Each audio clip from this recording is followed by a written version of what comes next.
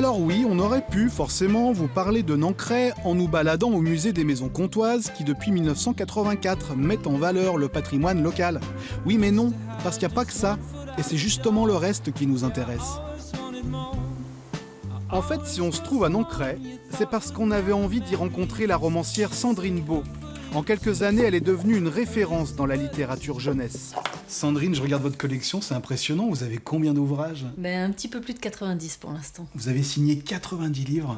Ouais, qui vont de la maternelle jusqu'au tout début du lycée, donc des choses assez différentes en fait. Et là, je vois, c'est même traduit en espagnol. Oui, j'en ai traduit en espagnol, d'autres en arabe, en chinois, en coréen. C'est assez étonnant d'imaginer des enfants à l'autre bout du monde qui vont lire mes bouquins, mais ouais, c'est toujours une émotion particulière. Alors là, je vois qu'il y a beaucoup de documentation autour du cinéma. C'est votre prochain ouvrage, c'est ça ? C'est un de ceux qui va sortir à l'automne, effectivement, et ça va parler d'une femme qui s'appelle Alice Guy, en fait, qui a été quelqu'un qui est totalement méconnue par l'histoire du cinéma en France, et pourtant qui a eu un rôle très important, puisqu'elle était la secrétaire de Monsieur Gaumont, et elle a été la première à avoir l'idée de faire des films de fiction. Ce qui est dingue, c'est de se dire que vous faites tout ça à Nancray, mais que vos éditeurs sont tous à Paris, oui. Mais qu'on peut être un écrivain français et avoir du succès et vivre dans son petit village franc-comtois. Bah ouais, c'est ça qui est drôlement bien, c'est du luxe en fait. Je peux vivre ici à Nancray et grâce à Internet, effectivement, je suis en relation avec mes éditeurs parisiens.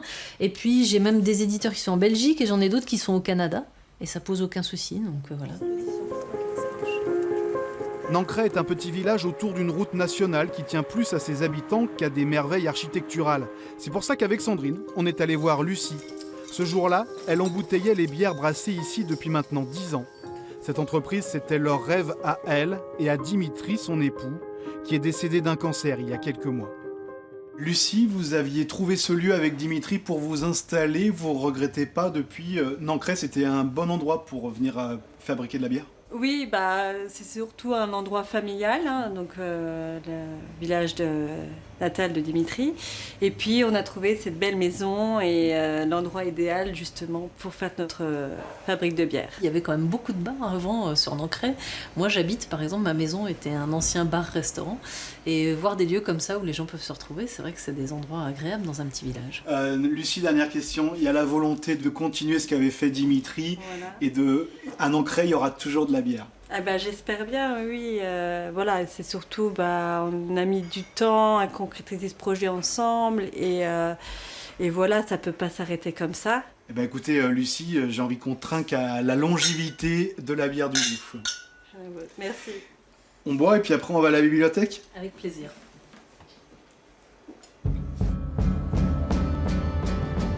On voulait faire une surprise à Michel, la présidente de l'association qui tient la bibliothèque de Nancray. 16 bénévoles qui se relaient, 120 familles inscrites et un catalogue de 6000 livres. Pas mal. Alors je vois qu'il y a Stupeur et tremblement d'Amélie Nothomb, c'est très bien. Regardez, excellent, Into the Wild, un super bouquin. Michel, vous me parliez d'une auteure de Nancray aussi, qui vaut le coup. Et si vous aimez le policier, je vous proposerai un livre de Estelle Tarot. C'est une auteure de Nancray. Ah d'accord. Elle vient de faire Mon ombre assassine. Enfin, il est sorti déjà depuis quelques mois, je crois. À Nancray, il y a pour les enfants et pour les grands, du coup. Oui, pour les deux, oui. On va essayer d'aller la voir, alors, du coup. Ah oui, ça vaut la peine. Estelle Tarot était bien chez elle, occupée à relire une 1000e fois le manuscrit de son 5e roman avant de l'envoyer à Nice chez son éditeur pour une sortie prévue en 2020. Le portrait glaçant d'un bourreau aux États-Unis. Qu'est-ce qui vous plaît dans la littérature sombre comme ça, dans les polars ? Elle est beaucoup plus transgressive, mais pas uniquement en France, pas uniquement maintenant. C'est vrai que je trouve qu'il y a un plus grand espace de liberté pour pouvoir aborder des sujets en littérature dite blanche. Comment est-ce qu'on fait pour être auteur de romans noirs quand on vit ici à Nancray ? C'est tout le paradoxe, c'est justement là qu'on peut exploiter tout son potentiel, justement, c'est dans un cadre comme ça. Parce que quand on passe ses journées à écrire sur des personnes assez dures, dans des contextes assez durs et des atmosphères assez dures, c'est vrai que quand on pose le clavier ou on pose le papier, c'est vrai que ouvrir et respirer un grand bol d'air frais avec de la verdure, c'est idéal justement. Elle était livide, ses cheveux englués dans une flaque de sang coagulé. Solignac geignait comme une bête à l'agonie, serrant contre lui le petit corps qui pendait dans ses bras. Ah mais ça fait carrément flipper ce truc. Je vais en faire des cauchemars moi de Nancray. Oui, s'il vous plaît.